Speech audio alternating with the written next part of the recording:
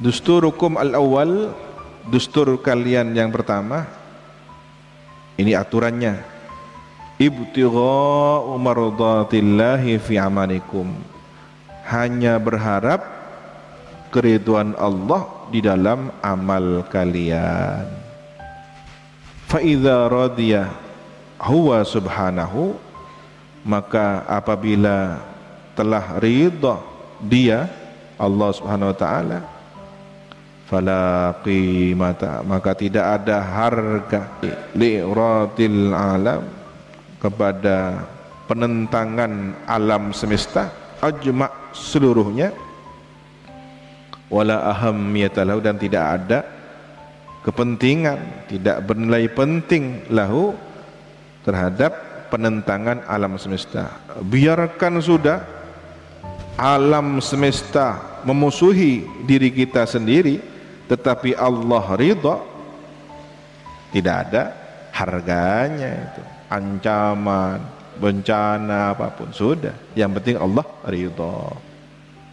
Lihat bagaimana para nabi menghadapi masa-masa sulit ya. Langit mencurahkan hujannya deras, bumi menyumberkan airnya juga dengan sangat keras, muncrat ya. Banjir bandang. Nabi Nuh berikhtiar dengan apa? Kayu, perahu kayu papan yang disusun-susun menjadi kapal besar. Kanan ikhtiarnya apa? Gunung ya, bersandar kepada gunung. Lebih hebat mana gunung dengan kapal? Yang selamat yang mana? Jadi jangan bertopang kepada sandaran. Ini lebih hebat gunung, ini kayu perahu, kena ombak tenggelam, saya akan cari gunung yang tinggi. Itu akalnya Kan'an. Jadi Kan'an merasa lebih pintar dari Nabi Nuh. Anak merasa lebih pintar dari orang tua. Itu yang akibatnya. Kan'an sudah mati, tapi karakter-karakter Kan'an khawatir akan ada di setiap zamannya. Ini bahaya. Guru saya itu salah, saya yang benar. Guru yang tua, murid anak.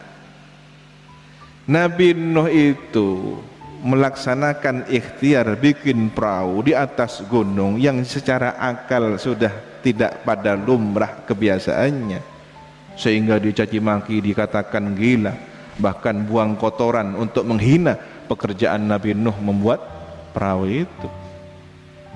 Masa-masa yang sulit, tetapi itu perintah Allah. Bikin perahu itu atas petunjuk langit dari wahyu. Sementara Kan'an dari akal nafsunya bersandar kepada gunung. Gunung lebih kuat, gunung lebih hebat, perahu ini kayu lemah.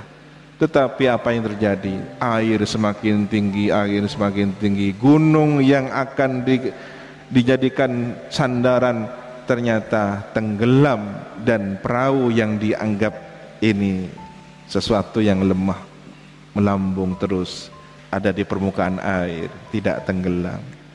Maka ikhtiar harus petunjuk Allah, jangan hanya nafsunya. Wa idza aradahu wa subhanahu, dan apabila berkehendak dia Allah Subhanahu wa taala, waqtadathu, dan telah memutuskan kepadanya, hikmatuhu, hikmahnya, ba'dama radiya wa qabilal amal, setelah ridha dan menerima amal, ja'alan nas, mulailah manusia yakbalunahu, menerima kepadanya, wa yardawna bihi, dan ridha kepadanya.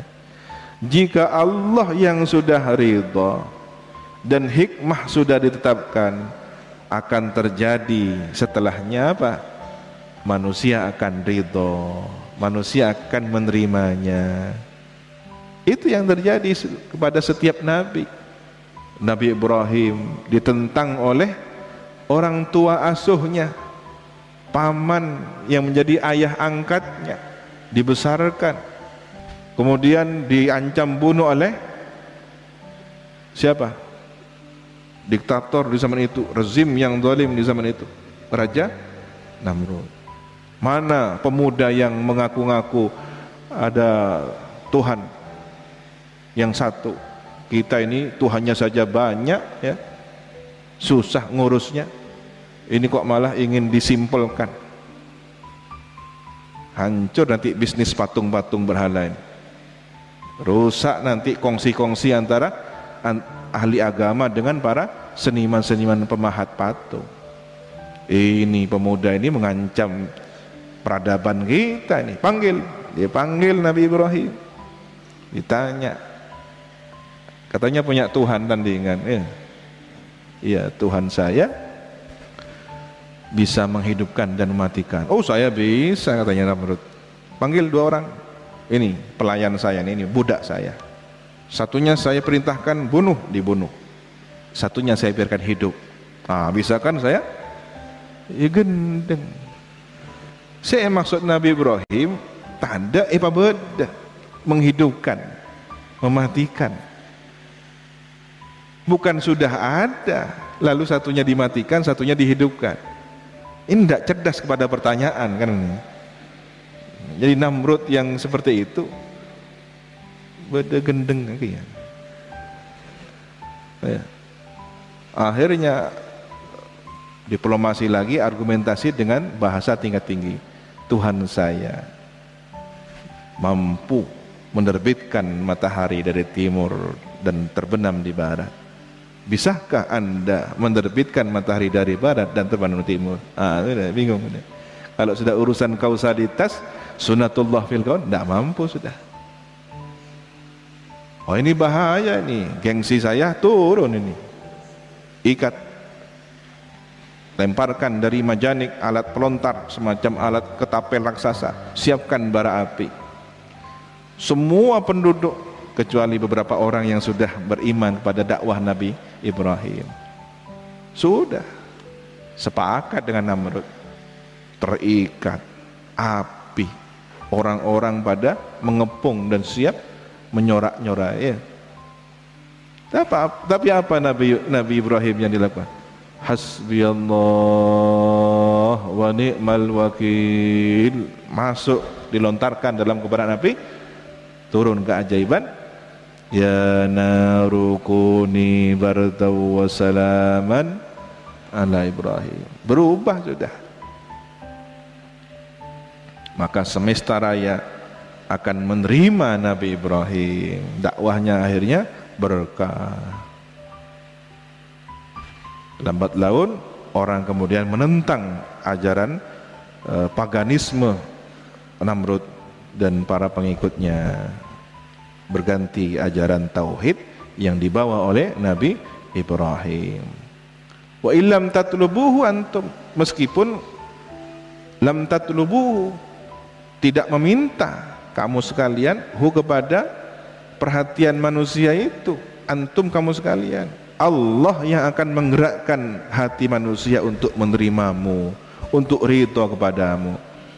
Ya, dicari. Kalau orang ikhlas itu dicari. Tinggal di gunung, cabisi kan tare. Orang mulai ikhlas, bau naisiom, sehari, mau dering menti dengan tas.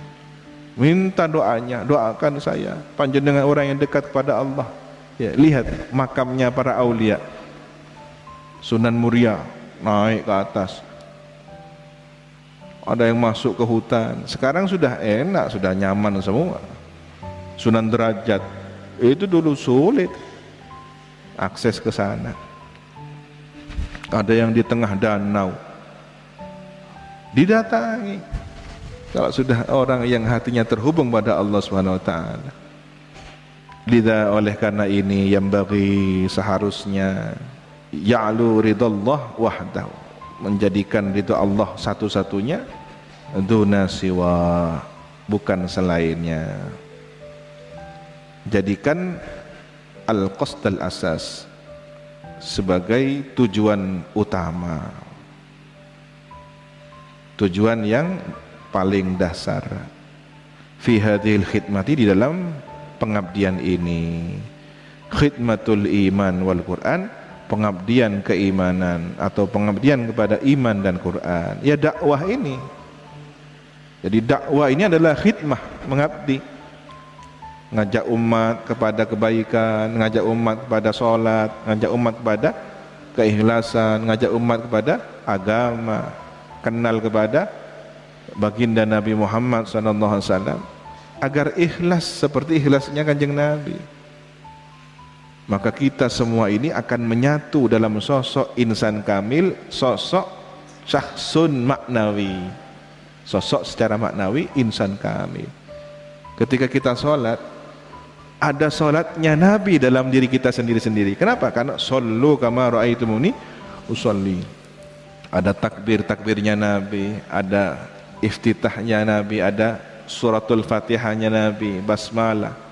Semua adalah lafaz yang pernah dilafazkan oleh Nabi. Bismillahirrahmanirrahim. Ba dari bismillah yang pernah dicontohkan Nabi. Dari mana? Dari guru kita. Yang sanad ke ilmunya dari gurunya sampai kepada Kanjeng Nabi. Inilah agama. Jadi Islam itu agama cinta. Dengan keteladanan kita bisa mencintai. Maka belajarlah memahami agama dengan cinta, bukan terpaksa.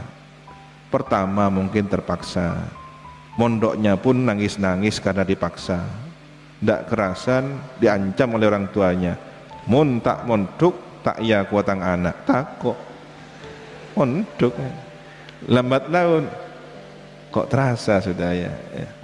Akhirnya suruh pulang, tidak pulang-pulang sama orang tuanya. Alhamdulillah. Nah, kata kuncinya adalah ikhlas. Allahumma ij'alna min ibadikal mukhlisinal mukhlasin ala hadin niyah wa likulli niyatin salihah ila hadratin Nabi al-Fatihah.